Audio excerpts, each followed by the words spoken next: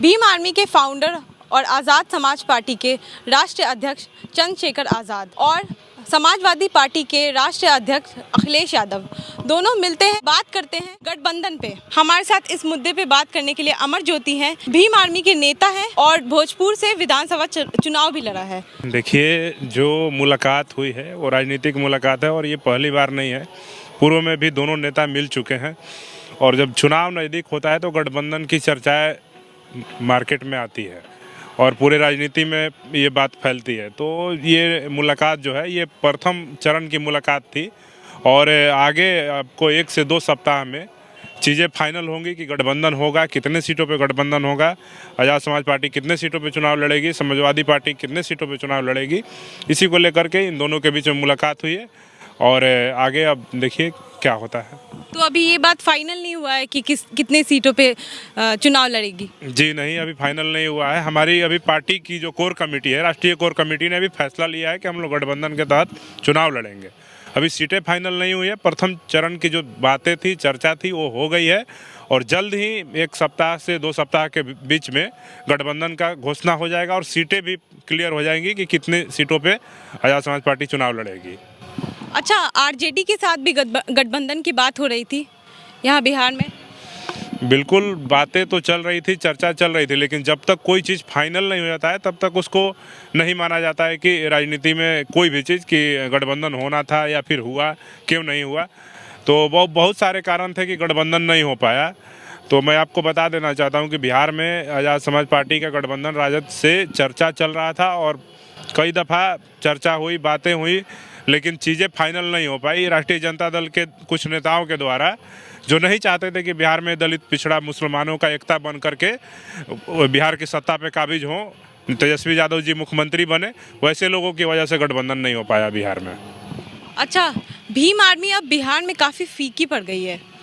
ऐसा नहीं है, भीम आर्मी कहीं फीका नहीं पड़ा है या न पड़ेगा। मैं बता देना चाहता हूँ कि बिहार में कहीं भी अगर किसी भी तरह का घटनाएँ होती हैं बहुजन समाज के ऊपर, दलितों के ऊपर, महिलाओं के ऊपर, बेटियों के ऊपर या युवाओं के ऊपर, किसी तरह का उनके रोजगार से संबंधित कोई भी मुद्दा हो, तो भीम आर्मी के जो कार्यकर्ता हैं, जिला के कार्यकर्ता हैं या प्रदेश के कार्यकर्ता हैं, वो सभी जगह पे जाते हैं और वैसे जो जिम्मेदार पदाधिकारी हैं वो इसके बारे में बेहतर जवाब दे पाएंगे। मायावती की पार्टी बीएसपी, वो भी तो दलितों की पार्टी है, तो आप उन लोग के साथ गठबंधन क्यों नहीं बनाए?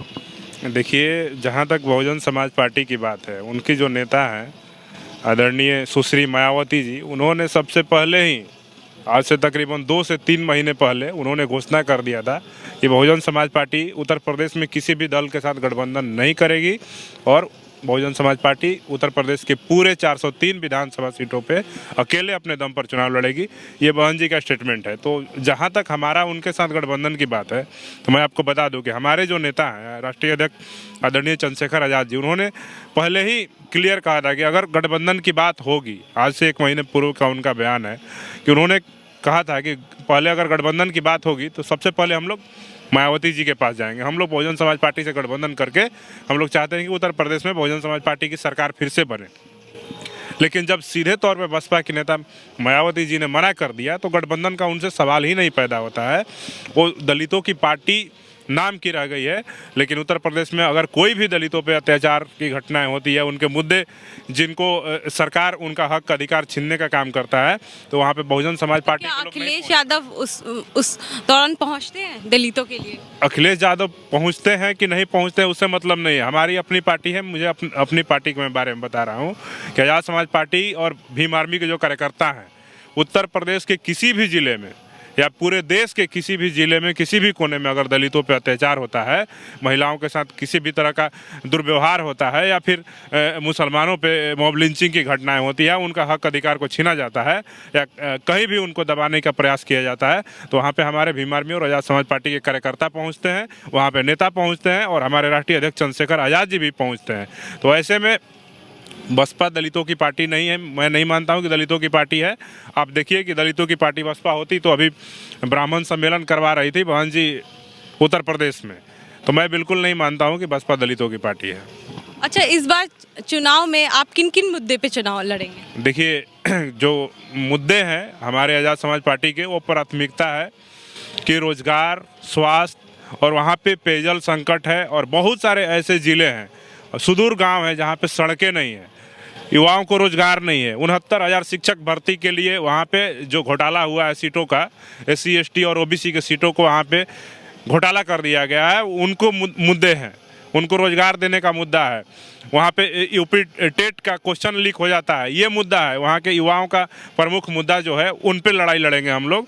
और हमारा और भी मुद्दा जो है वो शिक्षा, बेरोजगारी और स्वास्थ्य है। और इसके अलावा वहाँ पे जो दलितों पे लगातार अत्याचार हो रहे हैं, आप देख रहे हैं कि उन्नाव में जो हुआ, हाथरस में जो हुआ, लखीमपुर खीरी में जो किसानों के साथ हुआ, ये सारे मुद्दे हैं। जो किसानों के मुद्दे हैं उनको हम लोग सॉल्व करेंगे।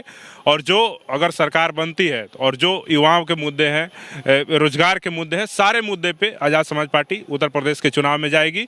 और हम लोग का गठबंधन किसी पार्टी से हो ना हो, लेकिन जनता के मुद्दों से हमारा गठबंधन हो चुका है और जनता की लड़ाई पर हम लोग मुखर रहते हैं। और हमारा मुद्दा मुख्य यही है कि युवाओं को, किसानों को, बेरोजगारों को और दलितों को, पिछड़ों को, जो 75 आज़ादी के 75 साल बाद भी जो उनको ठगने का काम किया गया है, जो तथाकथित दलित नेता, पिछड़ा नेता हैं, उनके द्वारा उन मुद्दों पे हम लोग उत्तर प्रदेश 2022 का चुनाव लड़ेंगे।